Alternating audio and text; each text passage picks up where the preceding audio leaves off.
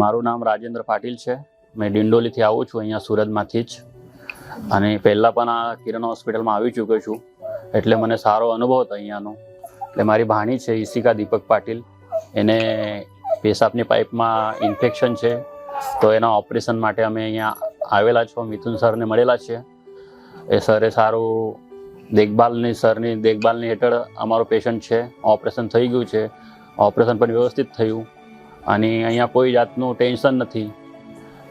બધા રિપોર્ટ જે પણ વસ્તુ હોય એક જ જગ્યા પર બધું થઈ રહે છે. અહીંયાનો સ્ટાફ પણ સારો છે અને મેડિકલ સ્ટાફ પણ સારો છે.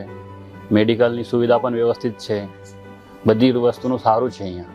અને મારો અનુભવ એવો છે કે પહેલાં મેં આવી ચૂક્યો છું. હોસ્પિટલ પણ વ્યવસ્થિત છે, સાફ સફાઈનું પણ ચોખ્ખું છે અહીંયા.